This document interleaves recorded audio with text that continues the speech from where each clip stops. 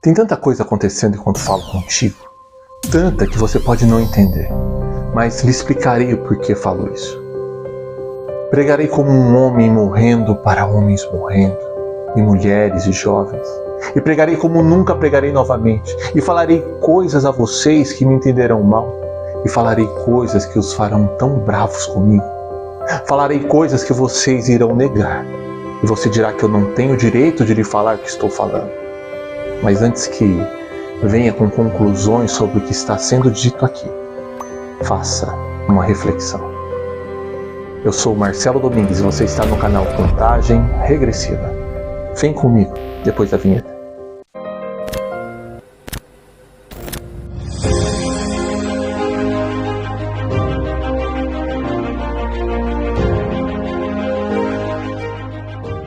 Sabe, pregar é algo muito perigoso. É perigoso para mim, pois a Bíblia diz que falsos profetas sofrerão condenação. Jesus disse: muitos me dirão naquele dia: Senhor, Senhor, não profetizamos nós em Teu nome? Em Teu nome não expulsamos demônios e não realizamos muitos milagres? Então eu lhes direi claramente: nunca os conheci. Afastem-se de mim, vocês que praticam o mal. Se o que eu lhes digo hoje não for verdade, estarei com grandes problemas. E isso me dá todo o direito de fazer isso com temor, porque serei condenado por Deus. Mas se o que eu falo hoje é verdadeiro, então é você que terá temor. Pois se eu interpretar corretamente a vontade de Deus, será como Deus falando através de um homem, e o seu problema não será comigo, será com Ele, Deus. Então uma pergunta tem que ser feita aqui por você: seria eu um falso profeta diante de você? Estaria eu falando a verdade? Se eu estou falando a verdade, então nada mais importa, exceto conformar nossas vidas a essa verdade. Então há duas possibilidades bíblicas aqui. A primeira é quanto ao meu possível erro, e a segunda é quanto à sua conduta diante dos conselhos de Jesus, caso eu esteja certo. Olha como Cristo finalizou o Sermão da Montanha. Portanto, quem ouve estas minhas palavras e as pratica é como um homem prudente que construiu a sua casa sobre a rocha. Caiu a chuva, transbordaram os rios, sopraram os ventos e deram contra aquela casa, e ela não caiu, porque tinha seus alicerces na rocha. Mas quem ouve estas minhas palavras e não as pratica é como um insensato que construiu a sua casa sobre a areia. Caiu a chuva, transbordaram os rios, sopraram os ventos e deram contra aquela casa, e ela caiu, e foi grande a sua queda. Meu coração não se importa com a sua autoestima, meu coração não se importa se você se sente bem ou não consigo mesmo, se a vida está indo como você queria ou se está tudo bem com as suas finanças. Só há uma coisa que me tira o sono, só há uma coisa que me incomoda todas as manhãs. É que dentro de pouco tempo, a grande maioria das pessoas que agora me escutam provavelmente estarão no inferno. E muitos dos que professam Jesus Cristo como Senhor irão para o inferno. E você pergunta: como posso dizer isso?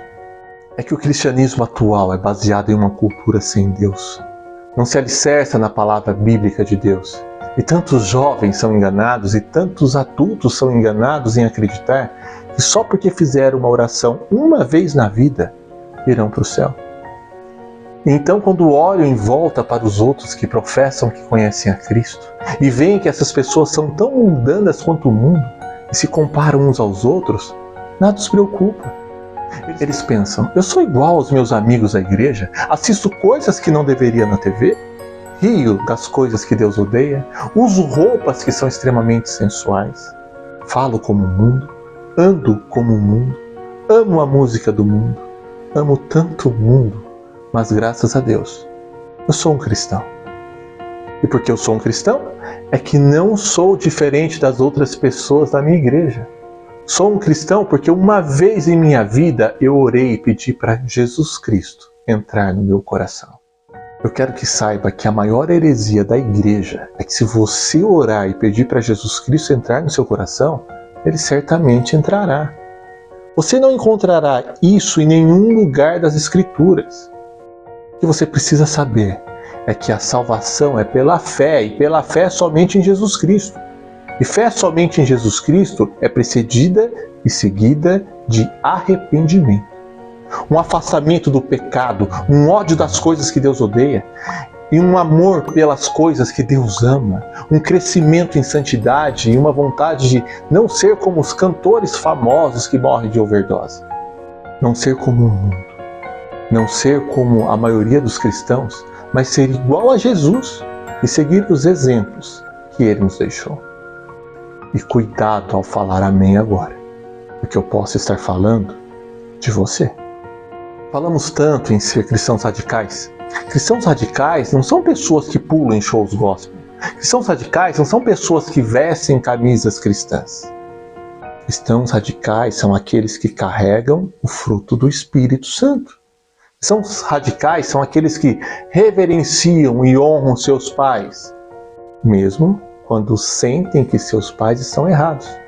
Isso porque o termômetro está em você e não nos seus pais, quando pegamos o 5º mandamento como parâmetro. Cristãos radicais são aqueles que, agora me ouça porque isso vai te irritar.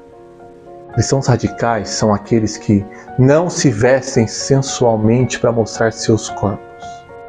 Se a sua roupa é uma moldura para o seu rosto, Deus está satisfeito com a sua roupa.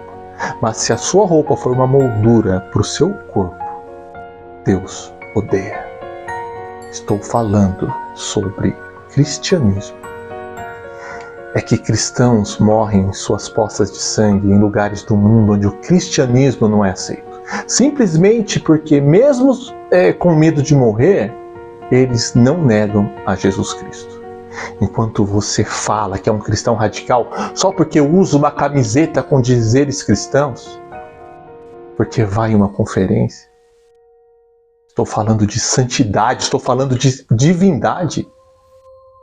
Sabe o que um mover de Deus faria se você tivesse convicção, se eu mesmo tivesse convicção no Espírito Santo?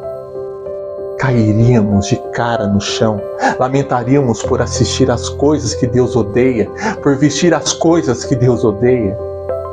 É que agimos como o mundo, parecemos como o mundo, cheiramos como o mundo, mesmo sabendo que a Bíblia é a infalível palavra de Deus. Então, me desculpe. Essa nossa conduta faz as Escrituras serem apenas histórias ilustrativas de pequenos romances. Ah, se permitíssemos Deus soprar sobre nós, então negaríamos o nosso pecado, renunciaríamos às coisas que são desagradáveis, correríamos para Ele, apreciaríamos, amaríamos a Ele.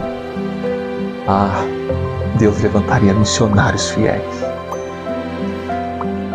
Que Deus abençoe.